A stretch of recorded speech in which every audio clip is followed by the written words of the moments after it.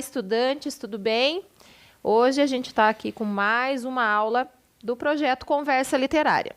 Como eu já havia falado para vocês na primeira aula, sempre a gente teria um convidado aqui para falar um pouco sobre literatura e hoje eu trouxe o Fábio Gimowski. Olá, Thailise. Olá, os estudantes. E vamos seguir com a nossa conversa hoje. Então, o Fábio, pessoal, ele é um estudioso, né, de literatura também. Ele é escritor, né, todos esses livros aqui foi ele quem fez. E ele é também artista plástico, né? Além dele escrever os livros, essas ilustrações aqui maravilhosas também foi ele que fez. Então, a gente vai falar um pouco sobre o processo de criação desses livros. O Fábio fez uma vivência numa tribo indígena. E ele vai contar um pouco dessa experiência para vocês, que vai ser bem enriquecedora. Então, vamos lá, que o nosso tema de hoje é uma conversa na floresta. Para isso, eu vou pedir que vocês separem caneta e caderno para fazer as anotações necessárias nessa aula.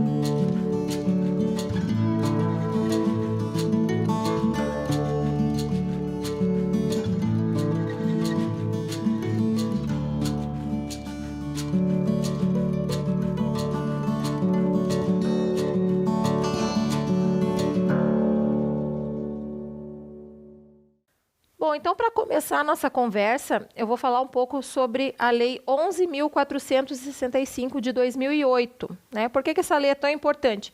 Porque ela inclui no currículo oficial, né, da rede de ensino a obrigatoriedade de se trabalhar com a temática História e Cultura Afro-Brasileira e Indígena.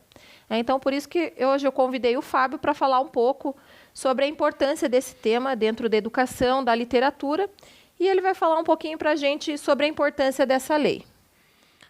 Bom, vamos lá. A primeira coisa que a gente tem que pensar é que tanto a cultura afro quanto a indígena fazem parte da nossa história.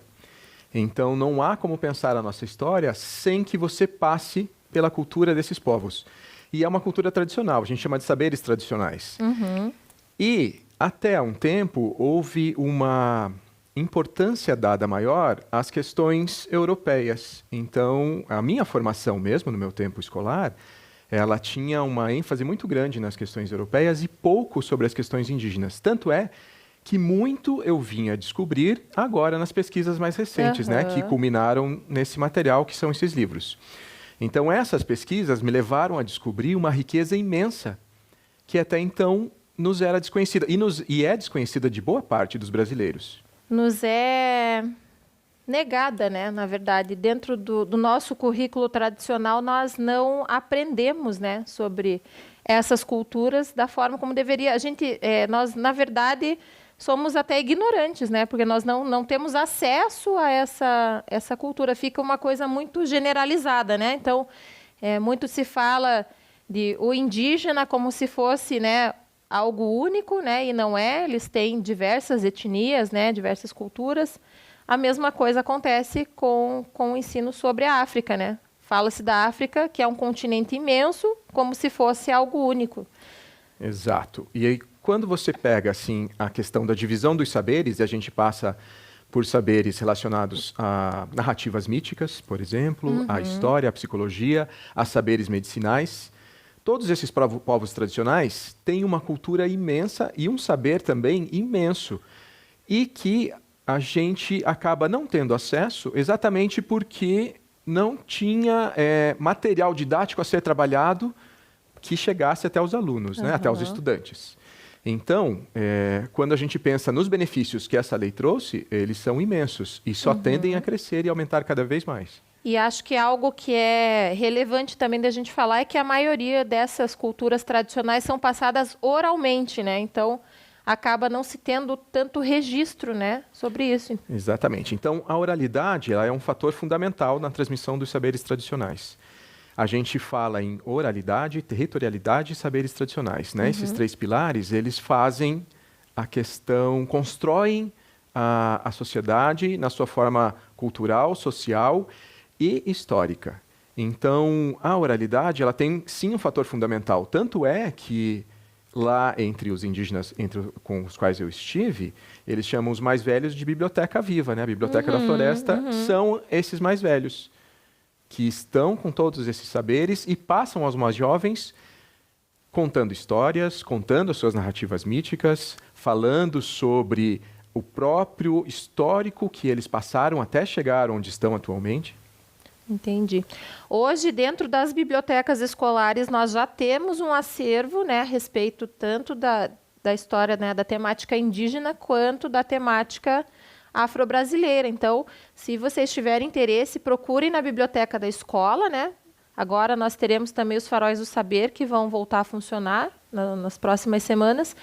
E lá nós temos as histórias, né, inspiradas nesses mitos indígenas.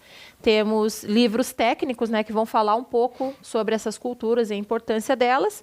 E acho que é um tema bem interessante, né, para todas as pessoas terem conhecimento. Então, agora a gente vai mostrar algumas obras que você fez, né, Fábio? E daí você pode falar, assim, rapidamente um pouquinho sobre cada uma. Vamos lá. Então, a Lunara. Conta um pouquinho para a gente desse livro. Lunara, bom, antes de começar a falar sobre ele, deixa eu só comentar a respeito dos livros infanto-juvenis, como eles são construídos. Eles trabalham com uma narrativa que conversa com as crianças, né, com os estudantes, mas também traz uma base de conhecimento que vai fazer e despertar curiosidades para que essa pesquisa e esse conhecimento se expanda. Então, Lunara trabalha tanto com narrativas míticas nossas, tradicionais, quanto de outras culturas, fazendo com que a personagem principal tenha uma viagem de conhecimento e um mergulho, no qual a gente vai acompanhando através da leitura, e à medida que ela se aprofunda, a gente vai tendo contato com outros personagens que têm conexão direta com a nossa cultura. Bacana. Bom, Samaúma e Ancestrais da Terra. Esses dois são trabalhos maiores.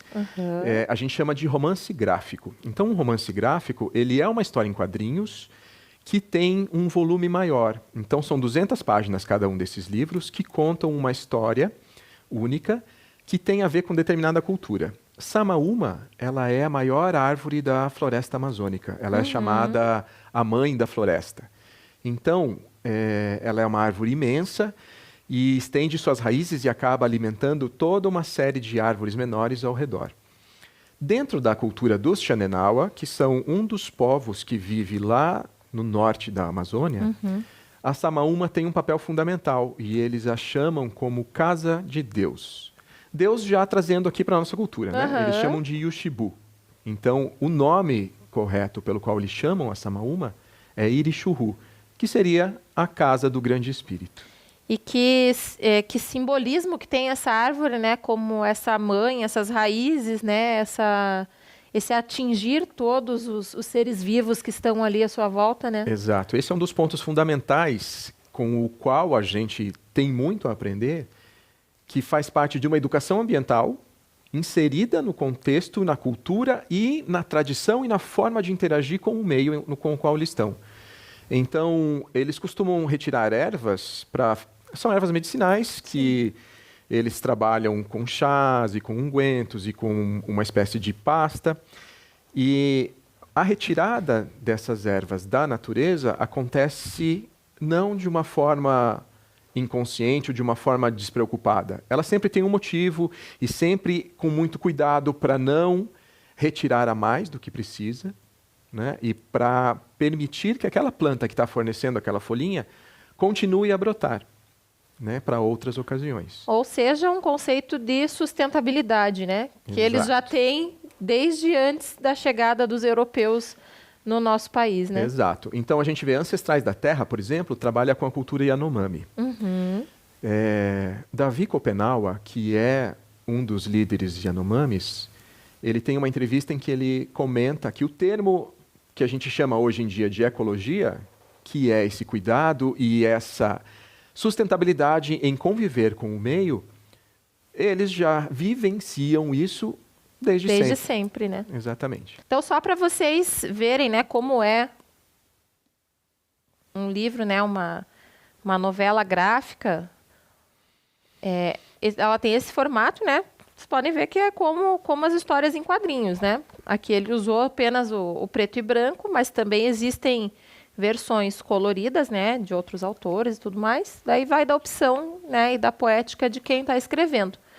E qual que é a diferença do romance gráfico ou da novela gráfica, né, para a história em quadrinhos? A história em quadrinhos, geralmente, ela é menor, né? Ela tem alguns volumes, como que vocês conhecem, Turma da Mônica, Marvel, DC Comics, e são histórias ali pequenas, né? Já a novela gráfica ela é mais extensa, né? Como o Fábio já comentou. E existem, até na outra aula a gente falou um pouco sobre as adaptações, existem adaptações de novelas gráficas de clássicos, de histórias, e o Fábio usou as lendas, né, indígenas que ele teve acesso e a vivência para fazer essa obra, né? Próxima obra? Moriana. Esse é um romance. E aí, por romance, a gente tem um texto mais longo.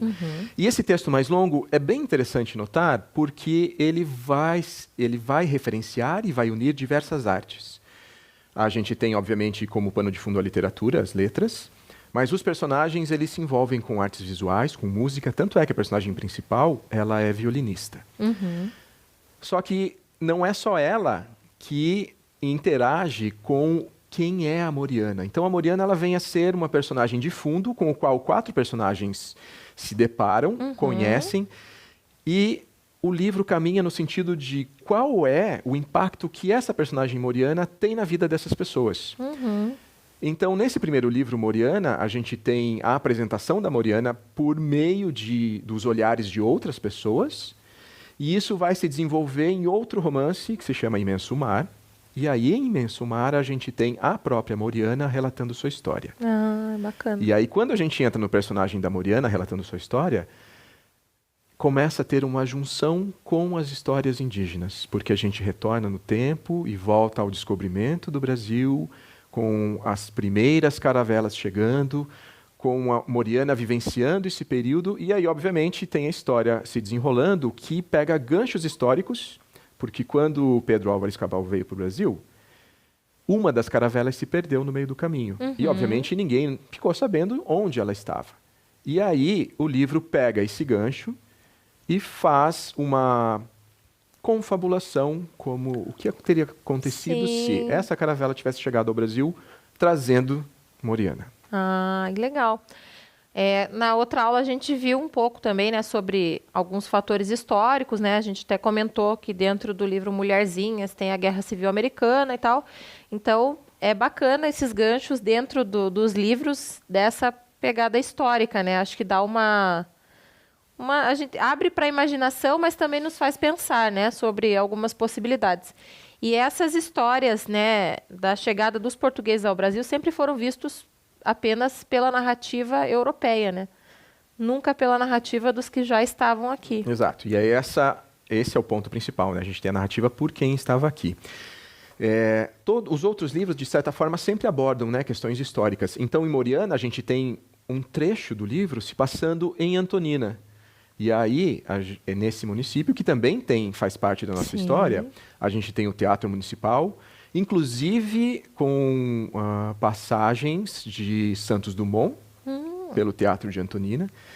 E isso é relatado no livro e mergulhado, ou seja, a história se apropria desses fatos históricos para tecer narrativas paralelas que fazem com que a nossa curiosidade seja despertada, né, capturada, encantada. Legal, Fábio. O Mama, ele é uma derivação do Ancestrais da Terra. Então, enquanto em Ancestrais da Terra a gente tem todo um foco nas narrativas míticas dos Yanomami, a gente tem o Mama, uma versão mais curta que trabalha com os dois seres principais criadores. Então, a gente tem Yomama e Yoase, que são dois irmãos gêmeos, responsáveis pela criação da floresta e dos seres humanos. Legal. Bom, aqui a gente entra num trabalho que ele envolve artes visuais diretamente, porque são pinturas em telas, e a parte literária, e um livro que trabalha com diversas áreas de conhecimento, que vai desde cosmologia, antropologia, sociologia, psicologia transpessoal e, obviamente, a questão do xamanismo que é trabalhado dentro desse livro em conexão com essas cartas. Tudo isso veio das vivências e dos mergulhos no coração da floresta. Então, em cada uma das vivências, a gente aprende, é uma troca, né? Você dá, você recebe, e isso faz com que essas obras sejam construídas. É bem importante destacar também que essas obras, uma vez publicadas, elas têm um retorno para a aldeia de onde essas informações saíram. Ah, que bacana. Então, obviamente que o Samaúma, por exemplo, que foi um dos mais recentes, a gente teve a publicação do livro, e após a publicação, esse material tem uma arrecadação, e parte dessa arrecadação é destinada à aldeia como forma de agradecimento pela generosidade em compartilhar seus conhecimentos. E, né, pessoal, ao contrário do que se pensa, né, os indígenas, eles também, né, estão inseridos na nossa sociedade, fazem faculdade, estudam, usam internet, eles também usam dinheiro, tá, gente? Não é só o sustento da floresta, eles estão, né, como eu falei, inseridos na nossa sociedade, não andam mais nus, né, como a gente tem esse estereótipo do índio nu, e tudo mais, eles são cidadãos, né? Assim como nós, e é importante a gente quebrar esses estereótipos, né? A gente conhecer para desconstruir o preconceito, né? Exatamente. Porque nós temos sempre um pensamento que nos foi dado através daquilo que a gente conheceu, né? Mas não significa que nós temos que ficar com esse pensamento para sempre. Nós podemos ir atrás de informações, né, verdadeiras, como a gente já comentou na outra aula, né, coisas que tenham lá uma relevância, um estudo, né, como aconteceu no caso do Fábio. Ele foi até, né, o local, até a Amazônia, fazer a vivência, né, tudo que ele está passando aqui para a gente não é baseado num achismo ou não foi um Google, né? Então, para vocês mesmos pensarem, né, sobre isso e pensarem também na dificuldade desses povos indígenas quando eles perdem o local onde eles habitam, né?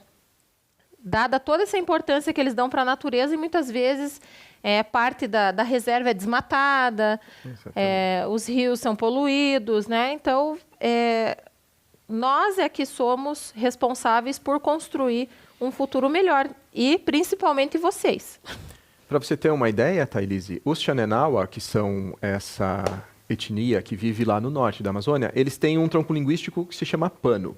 Faz parte de todo esse grupo indígena do norte lá da Amazônia. A terra onde eles estão, a terra indígena, hoje já está demarcada e homologada, ela se chama Catuquina Caxinauá. Na época, lá em 1990, foi um erro pelo qual eles foram considerados catuquinas, mas eles não são catuquinas. Só que por medo de perderem o que já havia sido conquistado, eles deixaram com que isso ficasse dessa forma. Então, os catuquinas têm uma grande diferença entre os Xanenawa. E Caxinauá, que é como eles foram denominados, essa outra etnia, eles hoje se autodenominam Runicuim, que traduzindo seria gente verdadeira. Então, para eles, Caxinauá não é a denominação que eles aceitam, assim como os Xanenawa. Xanenawa significa povo do pássaro azul.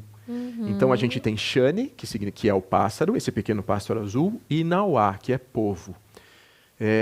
Para essas tribos, a gente tem, por exemplo, Yawanauá, Varinauá, Xanenauá. Nauá, colocado depois dessa primeira palavra, tem essa simbologia de povo, e a primeira palavra traz esse significado, que é o pássaro azul, queixada, o povo do morcego. Caxinauá, por exemplo, Caxia é morcego. Então, a gente tem essas traduções e esses entendimentos. Que bacana.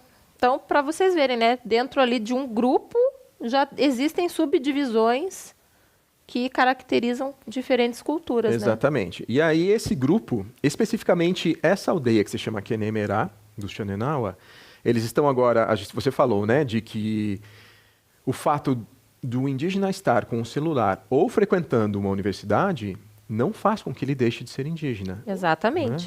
Né? O que a gente tem hoje é eles imersos também na cultura ocidental, mas isso não os descaracteriza como indígenas. Como indígenas. E muito menos faz com que eles percam os laços familiares ou as suas raízes. Então, nessa aldeia especificamente, esse livro, Samaúma, agora tem contribuído para que eles amealhem os recursos necessários para registrar uma organização própria. Então, lá a gente tem diversas organizações que lutam pelos direitos indígenas. E eles estão agora organizando uma associação que faz parte dessa aldeia e especificamente dessa etnia, Xanenau. Bacana. Vou mostrar para vocês aqui as cartas desse livro, né? Esse livro é o que a gente chama de oráculo, né? Quando a gente, cada carta tem um significado. Aí tem aqui fertilidade, recolhimento, sabedoria. E todas essas cartas, elas são telas, né? Que são bem grandes, inclusive, não são pequenas. Tem telas aqui com mais de 1 metro, né, Fábio? Tem. Algumas das telas, elas têm 2 por 1,60. Então, todas as telas são bem grandes. E algumas delas foram pintadas sem que... A gente chama de chassi, né? A armação de madeira que fica por trás. Então, algumas dessas telas foram pintadas sem que houvesse essa armação, porque eu transportava o tecido enrolado. E elas foram pintadas no meio da mata. Ah, que legal. Então, cada uma delas tem uma história particular que faz com que esse trabalho seja tão rico, né? Tão belo Muito legal. Em tudo que reúne. Daqui a pouco a gente vai falar um pouquinho sobre as técnicas que o Fábio usou para fazer essas telas. Então, agora a gente vai falar um pouco dessa vivência que você teve, né, com o povo Xanenawa. Eu queria que você, né, contasse para a gente da onde surgiu esse interesse, essa proposta de estar lá, essa vontade, que você fale um pouco do que você aprendeu com eles, né? A gente já viu bastante coisa, mas eu tenho certeza que foi algo muito importante, muito precioso, né? Então, vamos lá. Aqui nessa foto, a gente tem o pajé Maná e o Bussan. O Maná é esse primeiro aqui à nossa esquerda.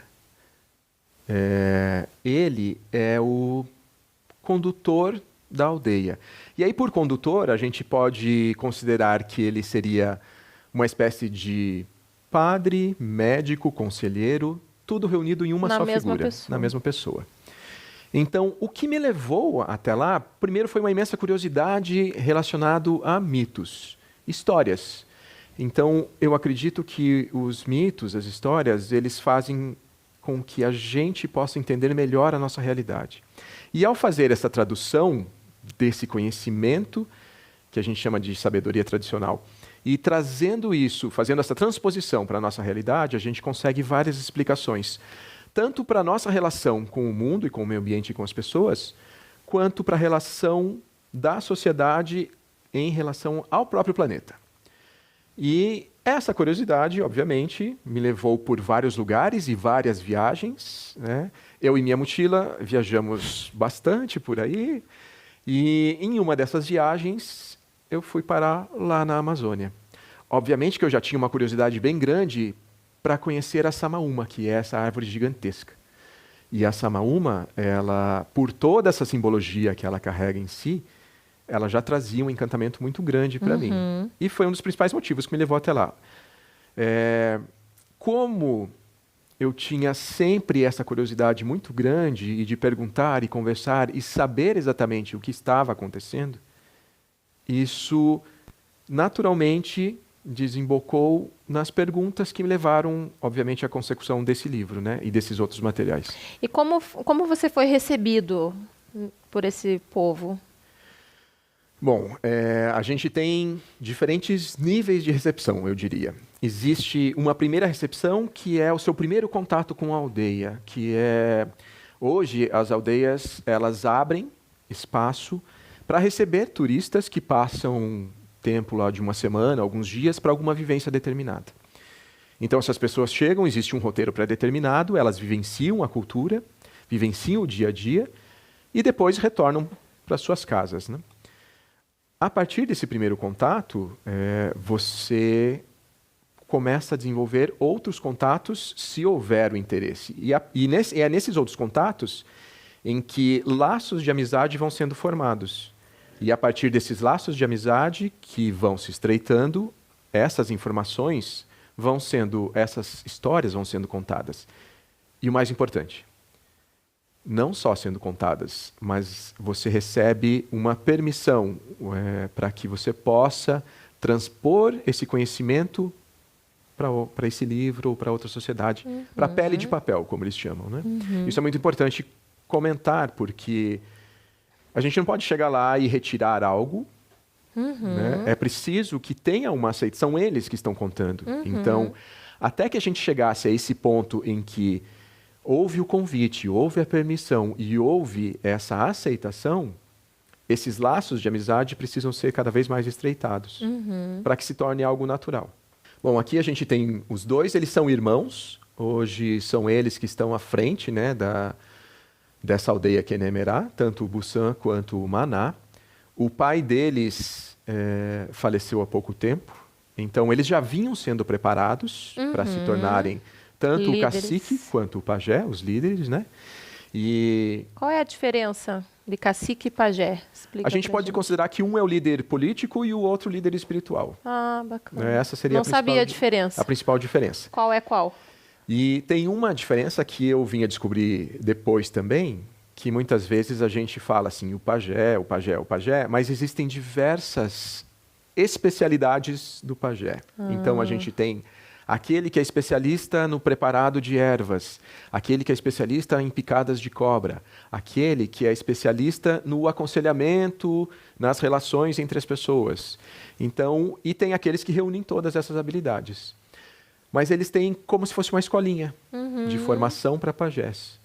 Então, isso é identificado nas crianças, esse interesse. E à medida que as crianças vão demonstrando esse interesse, ele vai sendo alimentado para que isso mais tarde seja trabalhado na medida em que aconteça essa formação. Algo muito avançado, né? Que nós não temos na nossa sociedade, né? Nós não temos formação de líderes, né? Exatamente. Dentro da nossa escolarização, da nossa sociedade mesmo, né? Quando uma pessoa chega a um cargo de liderança, foi porque ela passou por um processo que ela traçou depois da vida adulta, né? Geralmente. É muito difícil que alguém, já desde criança, né, seja preparado dessa forma. E qual é o líder político e qual é o líder espiritual? O pajé é qual? O pajé é o líder espiritual, né? E o cacique é o líder político. Exato. Legal. Aqui a gente está no Rio Envira. Então, como faz para chegar lá nessa aldeia? Primeiro um voo até Rio Branco, no Acre. Chegando no aeroporto, a gente pega um ônibus e aí tem mais umas 6, 7 horas de estrada dentro do ônibus até chegar à cidadezinha de Feijó. Feijó, aliás, se não me engano, é quase que uma capital do açaí. Eles têm um festival do açaí muito grande lá. E aí, Feijó está às margens desse rio Envira. Mas Feijó ainda é Acre ou já é Amazonas? Não, é Acre. Ainda é Acre. Isso. Aí a gente pega esse barco e aí são mais algumas horas navegando rio adentro até chegar à aldeia. Essa aldeia, então, é no Acre? É no Acre. Floresta amazônica, porém, no estado do Acre. Exatamente. Porque a gente pensa, né, Amazônia, Amazonas, mas não, né? A floresta amazônica se estende além do estado do Amazonas. Né? A gente tem o que chama de Amazônia Legal, que se estende por 9 estados, né? E ainda está no Peru, Bolívia, também tem todo... Verdade, ainda passa para outros países, né? Aqui a gente está observando um dos festivais que eles fazem. A gente pode considerar que é um festival de colheita. Eles chamam de Rau Charahu, que é esse festival tanto de agradecimento quanto de celebração por toda a colheita que aconteceu e para se preparar para o novo tempo que vai chegar, né? E algo que a gente até comentou na aula anterior, né? Os mitos em diferentes culturas, mas com significados semelhantes, né? O rito de agradecimento por uma boa colheita, pelo fechamento de um ciclo, não é exclusivo dos indígenas, né? Existem diversas culturas que celebram e, inclusive, muitas festas ocidentais, né, foram incorporadas de festivais, né, que não eram cristãos, né, que eram pagãos, né, que a gente fala. Mas antes de Cristo já haviam, né, esses agradecimentos, essas festas. Sobre esse ponto especificamente, e a gente está falando aí de festas e rituais e celebrações, cada cultura tem a sua devoção, a sua crença, a sua forma de se expressar. E por que existem tantos pontos em comuns entre essas culturas? Aí é que vem a questão do que a gente trabalha mais em profundidade, que são os arquétipos. Então, os arquétipos eles estão presentes em todas as culturas e não são propriedade de nenhuma cultura, né? Isso, um arquétipo ele faz parte do inconsciente coletivo da humanidade. Então, independente da cultura e da sua posição geográfica no planeta, essa representação, essa compreensão desse arquétipo será muito próxima. Muito legal. Aqui é mais um momento, né, do mesmo festival. A gente tem as danças, tem uma celebração que eles chamam de Mariri, que tem a ver com essa dança em roda. São cantadas muitas canções tradicionais. E isso é algo também que o livro Samaúma traz, quando ele aborda essa questão dos roteiros ali que levam até as cerimônias e as celebrações. A gente tem, nesse trabalho de Samaúma, algumas transcrições, tanto das letras das músicas, quanto, ao final do livro, um glossário para que a gente compreenda de onde vieram algumas palavras e exatamente o que elas significam. E algumas palavras que foram incorporadas ao nosso português, né, também. Exatamente. Aqui a gente tem o tronco da Samaúma, uma visão de baixo para cima. A Samaúma é uma das árvores mais altas, né? A gente fala da copa da floresta, então ela tem uma altura média de 40 metros, e as samaúmas elas costumam ultrapassar essa copa, chegando a 60, 70 metros de altura. Nossa, elas são muito altas, então, né? Aqui também uma foto é a mesma árvore? Isso, mais um detalhe do tronco. Aí era a minha cama. A gente dorme em redes. Obviamente que nesse espaço onde eu estava, era um espaço comum, né? É um espaço coletivo. É um espaço coletivo, mas não é um espaço coletivo de uso contínuo. Cada família tem sua casa, cada família tem a sua separação, e aí dentro desse espaço coletivo é onde eu, como visitante, ficava. E aqui uma foto das raízes da samaúma. Aqui a gente tem a noção da dimensão da árvore, né? Importante falar que essa não é uma das maiores, né, árvores. A gente tem exemplares maiores. Tem uma, inclusive, que está em Santarém, que é gigantesca. E, obviamente, que essa também é, né? E é realmente impressionante o tamanho das raízes e a extensão delas. Então, o diâmetro visível, a partir de onde eu estava, era de cerca de 30 metros, até que elas começassem a se aprofundar na terra. Bom, para encerrar a nossa aula, então, a gente vai fazer uma vivência, né? Porque todos esses livros, eles têm um grau de imersão muito grande. Então, a gente vai falar um pouco sobre Um Conto da Floresta, que é um livro também, é infanto-juvenil, né? E o Fábio vai contar um pouco para a gente dessa história, que é muito bonita. Eu gosto bastante. E vai falar um pouco do que inspirou ele a fazer essa obra. Então vamos lá. A gente tem essa obra que se chama Um Conto de Floresta e ela parte do princípio que a samaúma é essa casa, essa grande mãe da floresta. E a partir desse movimento, a samaúma existia, a partir de uma das lendas, obviamente, a samaúma existia como único ser nesse grande espaço. E em conversa com rios e com as nuvens, ela dá início a uma primeira criança que se chama Tamani. Essa primeira criança, ela nasce nesse berço, nesse ninho de raízes e nuvens, feito pela grande samaúma. Essa personagem, ela começa a se movimentar e a dançar e ter mais sonhos e sonhos com outras criações. E a partir desses sonhos, que ela interage com a grande samaúma e faz com que esses sonhos comecem a se tornar realidade, dando início a um grande movimento de criação de plantas, árvores e outros animais. Nesse momento, a gente pode ver que é o momento dos sonhos da Tamani, em que ela tem os sonhos, e esses sonhos escorrem pelos cabelos e se misturam com as raízes da grande samaúma, para dar início a toda a criação da fauna e flora. E aí a gente tem um movimento em que são criadas araras vermelhas, onças pintadas, jabutis, jacarés, botos, antas e toda uma série de animais que fazem parte da fauna exato. amazônica, né? Bom, não são só os animais e as árvores, as aves e os peixes que faziam parte dessa criação, porque o céu continuava vazio. E na medida em que o céu continuava vazio, o dia e a noite ainda não existiam. E é o momento em que Tamani conversa com a grande samaúma e diz que sente falta de alguma coisa, mas ela não sabe o que é. E aí é nesse momento que a grande samaúma cria o ser sol e o ser lua. E aqui são representados como pessoas, porque dentro da cultura amazônica e dessas etnias, eles são pensados como seres pessoas. humanos. Aqui é um momento em que o ser sol, ele faz, já criado, ele se estabelece e ele tem uma jornada que inicia com o nascer do sol e ao entardecer é o momento em que ele dorme, para que a lua desperte. Então aqui é um momento em que ele está desperto e participando desse movimento todo de criação.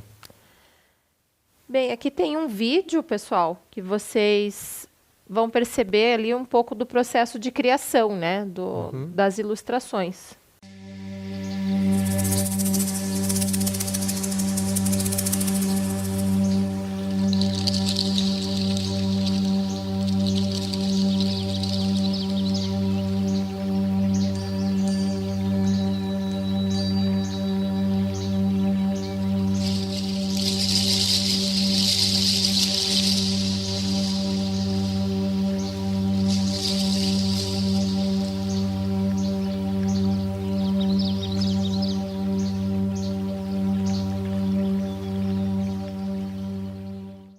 Então, a gente assistiu o vídeo ali, né, da criação, da ilustração, achei bem interessante. Você podia falar para a gente um pouco do material que você usou ali para fazer essas ilustrações? Vamos lá. Especificamente para o conto de floresta, a gente tem o uso do giz pastel. E aí o giz pastel, ele pode ser tanto seco quanto oleoso, né? E é interessante notar que em cada um dos livros também eu utilizo um ou outro elemento, ou às vezes combinando mais de um. Especificamente para o conto de floresta, eu fiz questão de trabalhar com giz pastel porque eu gosto de usar bastante os dedos e a mão. Então, vocês perceberam no vídeo, né, que os dedos ficam bem coloridos também, porque são bastante utilizados. E Lunara, por exemplo, tem o uso de tinta acrílica com aquarela. Nas histórias em quadrinhos, a gente tem o uso de nanquim e pincel. Então, cada um dos livros, a gente tem uma técnica diferente sendo utilizada, e na medida em que os desenhos e as narrativas vão se construindo, as técnicas podem ir se alterando. E essas técnicas, elas são programadas de acordo com a história. Então, como o Conto de Floresta tinha muito verde e uma riqueza muito grande de tons de verde e um colorido muito intenso, como a gente pode ver na Arara Vermelha, por exemplo, o uso do pastel, do giz pastel, me trouxe isso que eu queria. Para alguns livros, a aquarela, por exemplo, funciona muito bem. Para outros, a tinta acrílica. Então, dependendo daquele objetivo final que a gente quer, se é algo mais delicado, com mais transparências, ou se é algo com cores mais chapadas, ou se é algo que traga essa textura, e aí o giz pastel traz isso. Ele tem essa aparência na hora em que você está espalhando as cores, espalhando os tons e fazendo com que eles se misturem, lembra muito o mexer com a terra, o mexer com o verde, com as folhas. O giz pastel, né, para quem não conhece, ele se assemelha um pouco ao giz de quadro, né, que é usado em sala de aula. Né? E o giz pastel oleoso, ele é bastante parecido com o giz de cera, que a gente conhece, só que ele é mais molinho ainda que o giz de cera. Né? Por isso que tem essa possibilidade ele de espalhar, né? Ele é como se fosse quase um pozinho, né? Ele se mistura, né? Ele tem uma fusão muito boa entre as cores. Então, é muito divertido brincar com cores, com esse giz. Uma última curiosidade, eu percebi que os personagens não têm a íris do olho. Tem algum motivo especial ou é uma questão estética? Especificamente no Conto de Floresta, eles não têm, porque se tratam de figuras que representam o Sol, a Lua, representam outros elementos, ou são astros. E aí, quando falo astros, a gente não está falando de celebridades, a gente está falando de astros cósmicos, né? Aqueles que estão no céu. Então, Tamani, por exemplo, ela representa o espírito de todas as crianças. E aí, por esse motivo, eles não têm essas pupilas desenhadas. Bacana. Bom, pessoal, então, espero que vocês tenham gostado dessa aula. A minha proposta de atividade para vocês é que vocês pesquisem algum mito, né, indígena que vocês gostem, façam uma ilustração e mandem para o meu e-mail que está na tela aí para vocês. Né? Então, agora a gente se despede. Agradeço ao Fábio por ter, né, dado o seu tempo e ter trazido todo esse conhecimento para a gente. Né? Muito obrigada por ter vindo participar da aula. E espero que numa próxima oportunidade a gente possa falar sobre outras coisas, né? Que eu acho que é um universo muito amplo para a gente resumir em 45 minutos, né? Muito obrigado, Thailise. E fica o convite, né? Como a Thailise falou, para que vocês brinquem com as cores, com os materiais, não se importem em errar. A gente, dentro dessa expressão relacionada à arte, não cabe eu não sei desenhar, eu não sei o que fazer. Isso é algo muito livre. Então, se vocês puderem, experimentem tudo o que tiver à mão de vocês, para que esses desenhos, essas cores, essas fusões surjam. Essa é a grande magia aí de trabalhar com a arte. Legal. Então, fica a dica aí, pessoal. Sem medo de explorar as cores, os materiais, o que vocês tiverem em casa, tá bom? Obrigada e até a próxima, gente. Tchau, tchau.